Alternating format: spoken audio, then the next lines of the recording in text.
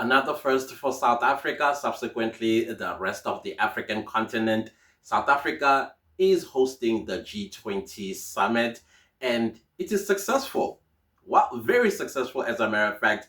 And I would like to say congratulations to my country, South Africa, for bringing the world together despite some challenges along the way, if you know who I'm talking about, who clearly failed to influence the global leaders to boycott the G20 2025 in South Africa. Now, there are some few little observations that I've been making with the G20, and I have voiced some of my not exactly concerns per se, it's more like some omissions that I felt ought to have been added on the G20 because we are facing a very interesting future with AI as well as the creator economy. Unfortunately, the creator economy was nowhere on the agenda or even in passing these global leaders would talk about, which is quite understandable, I would say, because it's still something that many of our global leaders, who, by the way, are baby boomers and Gen Xers, and some would actually give the excuse that they were born before technology. So all of these things may not be in the forefront of their agenda. But I felt like it's something that needed to be considered, considering that they do acknowledge AI. I mean, AI and creator economy are going to become best of friends in the future because let's be honest, in as much as the human factor is always going to be there and there's no robot or algorithm that will ever replace a warm body.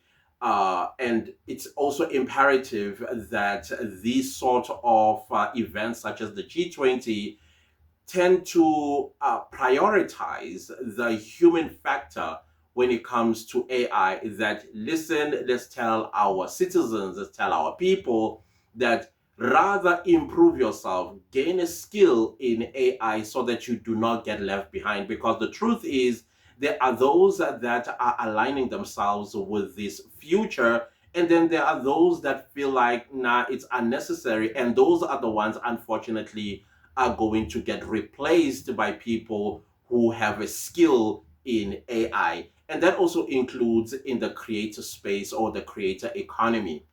The creator economy right now is an industry.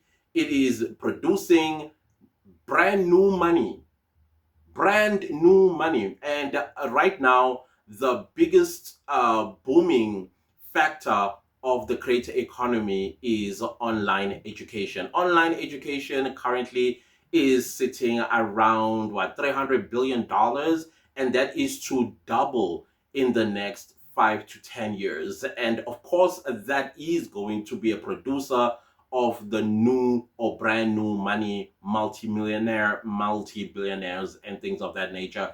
And I felt like this is something that was supposed to be underscored by the G20 2025 in South Africa. Hopefully, when it's going to be held in the United States in 2026, which is going to be quite interesting as well, according to my observations, how the United States is going to take the baton from South Africa, considering that the United States decided to boycott the G20. I mean, of course, we've heard Donald Trump say that South Africa ought not to be part of the G20, which also makes me wonder if when they are going to be the president or the chairman of this organization, will South Africa be invited?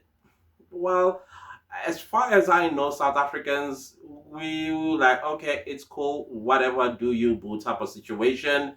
But we will continue to implement what was declared and agreed upon by the global leaders in 2025, with or without the United States, as they said. And I must also say that I felt that Argentina was just being chaotic on behalf of the United States. Come on, Argentina, what on earth? Seriously? I mean, I agree that not all consensus is full consensus, type of argument, but it was quite clear why that argument was put on the table. If the United States was present, I would have said, I agree with Argentina, but looks like they had come to fight for the United States battle to undermine the G20 2025 in South Africa, because it was quite clear that one of the main agreement is the development of Africa. After all, Africa is the mother continent that has been feeding, literally feeding the West in terms of the economies from the mineral resources that the African continent is highly rich in. But also, you can tell that the inferiority ideology about Africa and Africans is being pushed one way or the other by Donald Trump, as well as now Argentina, who is like using Gaza as an excuse to say, hey, when, what? But at the end of the day, why are you biting the hand that feed you, in my opinion? But listen, it's just Argentina. Uh, I'm highly disappointed in them. I must be honest. I'm very, very disappointed, but I guess that's geopolitics in one way or the other.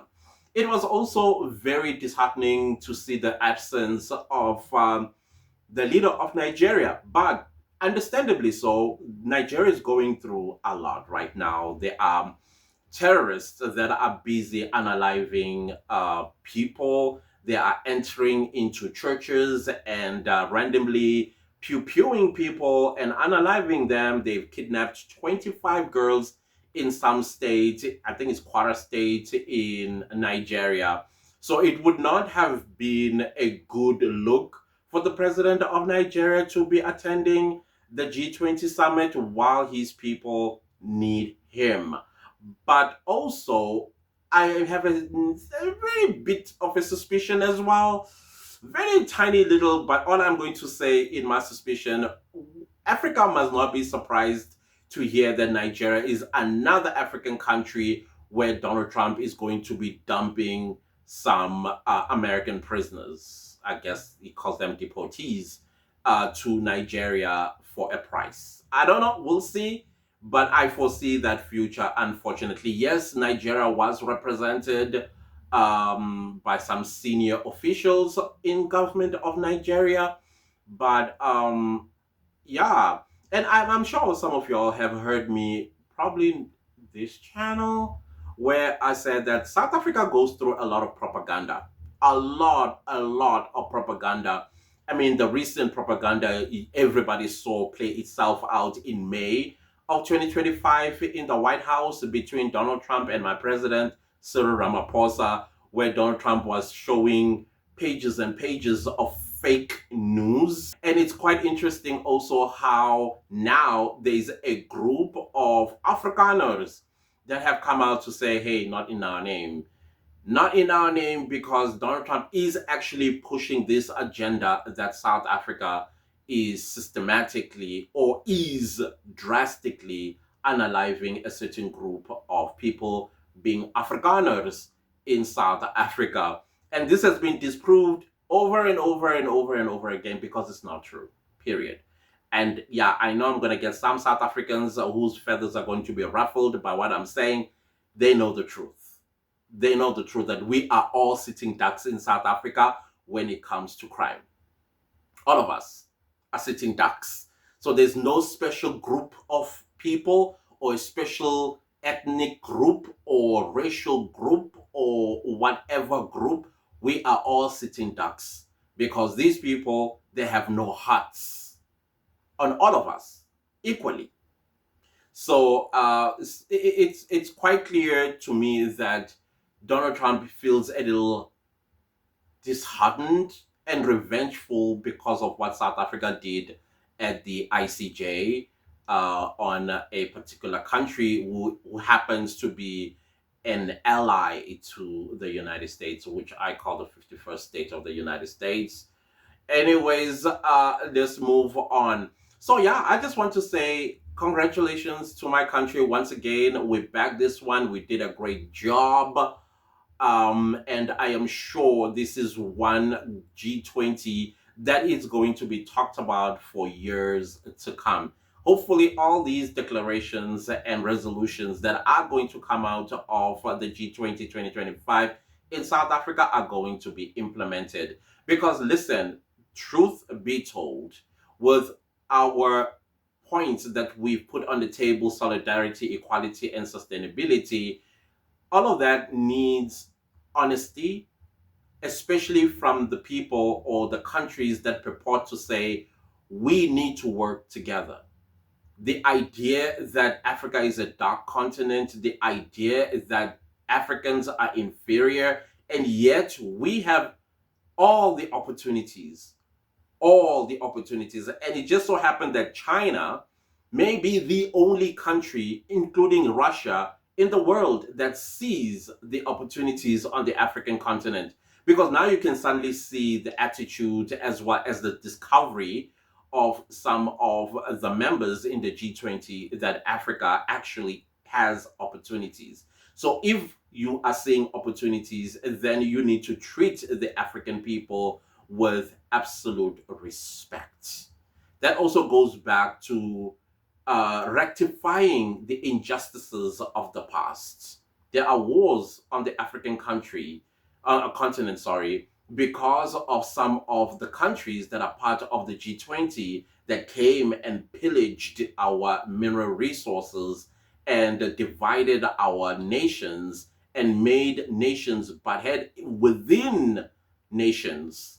And now we have all these wars in Burundi, wars in Sudan, wars in the DRC, and elsewhere on the African continent, as well as the disrespect of independent or sovereignty of some of the African countries, particularly in the West Africa or Francophone countries, where some of these countries, they reserve banks are in France. So that means France takes economic decisions for some of these Francophone countries on the African continent, which is something that needs to be dealt with. If anything that is being discussed and agreed on by the G20 2025 in Johannesburg, South Africa, anything to go by the way. So I don't know. I guess time will tell, but I am sure right now, Donald Trump, wherever he is, this is how he feels.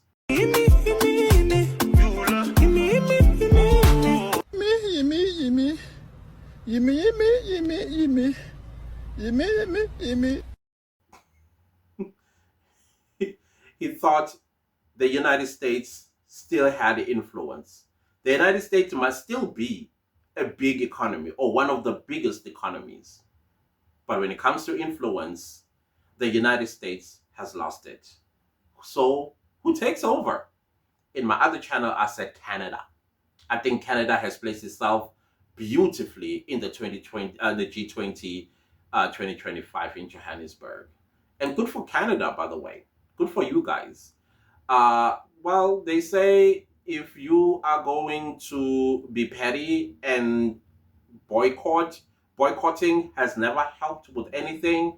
What helps is when you are inside and then you voice your concerns and then try to tap on consciousness and then see if people will understand what your issue might be, discuss it, agree on it, or disagree on it. Anyways, I thought let me come here and say congratulations to South Africa subsequently for having the G20 for the first time on the African soil. Other than that, guys, I don't know what your thoughts are. I would like to hear some of your thoughts. Do you believe in these blocks, the G7, the G20, and goodness knows what else that is out there? And what do you think Donald Trump is going to do going forward after failing to convince at least the G7 within the G20 to boycott the G20 2025 in South Africa? Because it's very adamant that South Africa is not supposed to be part of the G20, and he's shown some quite a lot of disrespect towards South Africa. But hey, do you, boo? We don't care. Do you? Yeah, and please don't leave the video without liking, sharing, or commenting, because we got more of this coming up in the near future. Goodbye.